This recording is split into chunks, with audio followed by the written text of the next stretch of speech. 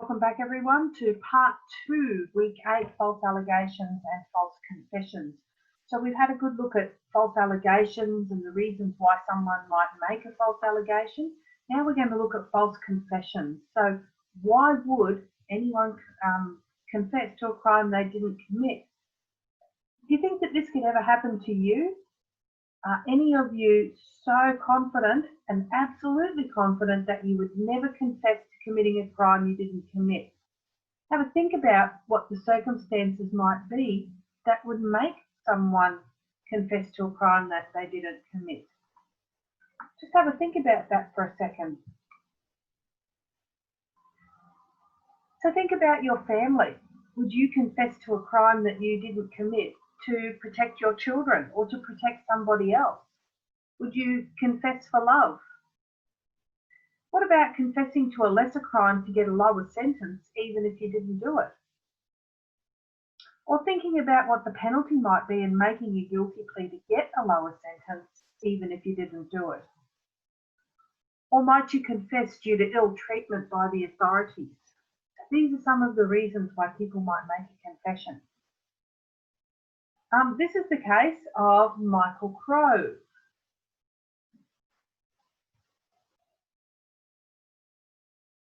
So this is the story of Michael Crowe, and we're going to look at the specific video and discuss the circumstances around Michael in the workshop, the tutorial workshop, but I'll give you a little bit of background. Michael was 14 when he confessed to the stabbing murder of his sister Stephanie, who was 12, and this happened in their home in California in 1998. He was singled out as there was no evidence of forced entry and no weapon left behind. He was interrogated multiple times without the knowledge of his parents and with no legal representation. He was told that they had physical evidence implicating him. His parents thought he did it, and he had failed an examination with a so-called truth verification device. He was heard on the tape, and you'll hear it today, openly stating that he was only saying what he was saying as the police wanted to hear it. He was charged with her murder. Eventually, a transient man seen in the vicinity of the house was charged after 3 drops of Stephanie's blood was found on his shirt. The 3 boys, because Michael was having a sleepover the night that this happened and had 2 of his mates there, all had their confessions and their charges dismissed without prejudice, which means that they cannot ever be tried again. Their families in turn sued the police department. So we're going to watch the video.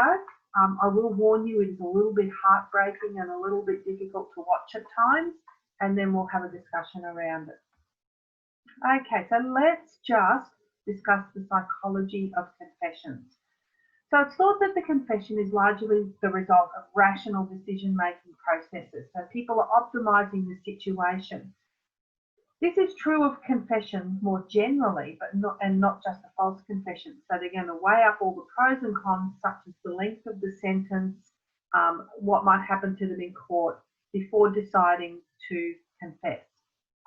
Between 40 to 76% of interrogations led to a confession. And remember, we don't really call them interrogations anymore. They're more called interviews because we've got more touchy-feely. Okay, psychology of confessions. Either one of these methods is used to get a confession. So you've got the maximization and the minimization. The maximization, this is what we could call the bad cop, is using scare tactics to intimidate the suspect. So this might be the cop that might stand up and invade their personal space and be right in their face, yelling at them, telling them that the seriousness of crime and the charges are really a lot worse than what was first thought, and making claims about evidence that simply aren't true in order to try and get the person to confess to the crime. Minimization, on the other hand, is the good cop. So these are the soft sell techniques. This is where they might offer sympathy and blame the victim, you know, oh, well, they did deserve it. I can see why you did this, okay? And they will minimise the seriousness of the charge and the extent of the charges. So they'll make it sound a lot lighter than what it might actually be. So these are the 2 techniques that can be used, good cop, bad cop, in order to elicit a confession. This is just a description of coercion, because coercion is a very big part of getting a confession out of someone. Coercion exists if a confession was elicited by brute force, prolonged isolation, deprivation of food or sleep, threats of harm or punishment, promises of immunity or leniency, or, barring exceptional circumstances, without notifying the suspect of his or her constitutional rights. And if you think about when we're in war situations where people are being interrogated or tortured, they go against most of these rules about coercion. So where you keep the person and how you behave around them has a lot to do with whether they're going to confess or not. So for the setting, in a room with nothing there but a chair and a table and a light, so there's nothing to divert their attention away from what's going on. Keep them isolated from family or friends or familiar surroundings. So you're wanting to totally turn their world upside down and put them into a situation that would be totally outside their comfort zone. How you conduct yourself also has a big bearing on whether they will confess or not. So standing while the suspect sits to make yourself look really big. Refuse their request to smoke unless you're going for the good cop. And in most cases, in most countries now, you'd actually have to take them outside to do that. So that would be a very, very big show of trust to do that. Violate their personal space, as I said before, be right in front of their face, yelling at them, possibly spitting on them as well when you do that. Nothing you could do now. Demonstrate a calm and systematic approach. So don't appear to be erratic, but very much in control. You need to be really well informed of what the charges are, what the crime is, and what you're talking about. If you're going for the good cop, you might communicate sympathy for the suspect and treat them with a lot of respect. And audio or videotaping the interrogation rather than stopping to take notes all the time so that you can just keep it going. And if you want to take notes later, you can watch it back. Audio or videotaping interrogations or interviews is now the norm, and it would be very, very extreme in Queensland that it would not be taped. But every interview is taped. Vast majority now are videotaped. Very unusual for them to be just audio taped. Okay, so police interrogation tactics. So there's 3 different types of interrogation tactics. So there's the stress compliant false confession. This is where the person will have stressful, endless questioning. It's almost bordering on harassment. And they're just going to confess to escape the situation. They might even think to themselves, look, I'll just tell you what you want to hear so we can stop this now. We'll come back tomorrow and we'll sort it all out and clear it up. So stress compliant, they are compliant in making their confession because of the stress that they're placed under. Coerced compliant is where the police or whomever's doing the interview will make threats or promises to coerce them into confessing. They might say, look, if you tell us what we want to hear and confess to this, we'll have a chat to the judge and tell them that you were really, really cooperative, and that'll help you to get a lesser sentence. Of course, you all know that does not happen. Police do not have the ability to speak to judges and go into bat on behalf of offenders. It just doesn't happen.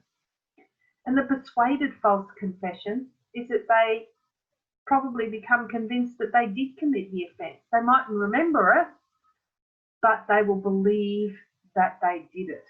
So they're the 3 types of false confessions, police-induced false confessions.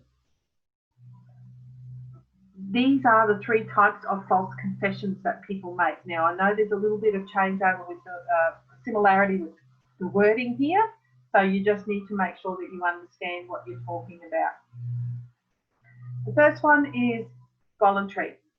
So with a crime that is in the news a lot and is being over-reported on, it's really not unusual for the police to get many, many phone calls from people confessing. They might do this because they want their 15 minutes of fame. They're either punishing themselves for something else that they did that they haven't been caught for.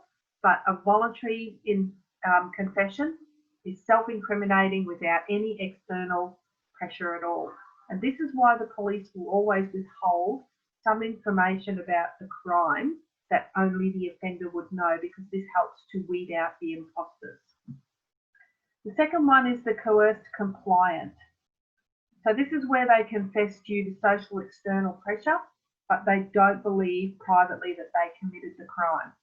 So they might be under a lot of pressure, socially or externally, to confess to this crime, and they'll go ahead and confess, but privately and inside, they don't believe that they committed the crime.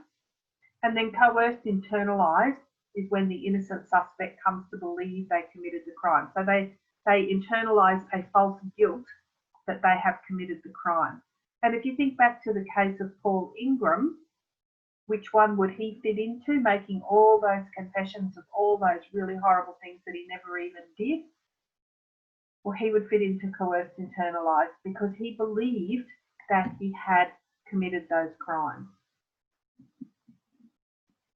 Okay, this is the story about Chris Ochoa. There's a video there that I want you to watch, but he, along with a friend, was interrogated for 2 days, and the police finally beat him down and confessed. I want you to have a listen in Chris's story, specifically for some of the things that the police told him about his mother that forced him to confess. So please go and watch Chris's story, because it's a really, really interesting little story.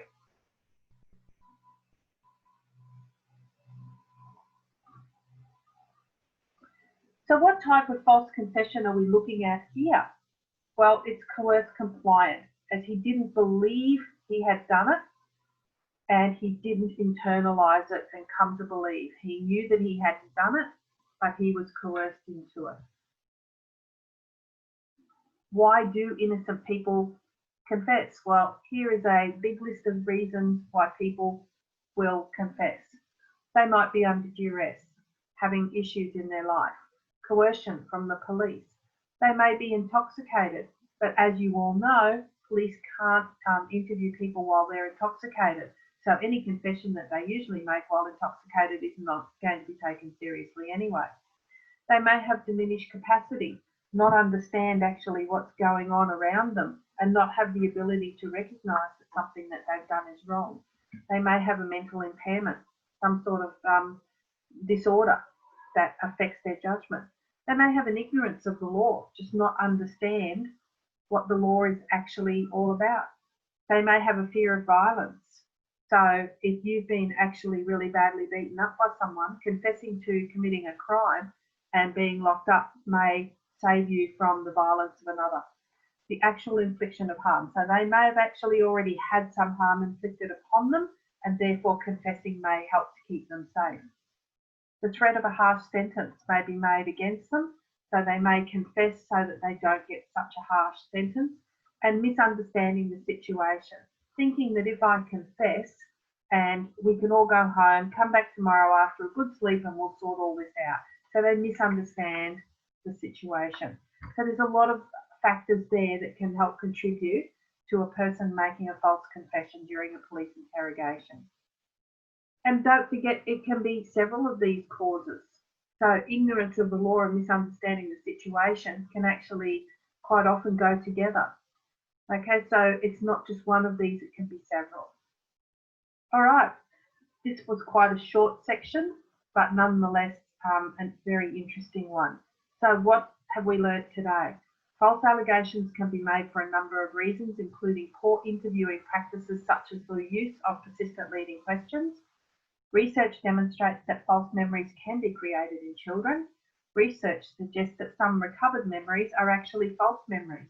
A number of factors can lead to false confessions, in particular some police interrogation tactics, and false confessions can have long-term damaging consequences.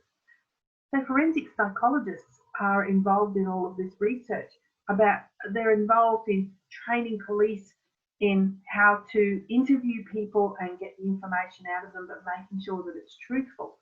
So there's lots of work going on here that is done by forensic psychologists. Okay, next week, mental health law and offending. Hope you've all had a really great break, or you are having a really great break, and I'll see you for week 8.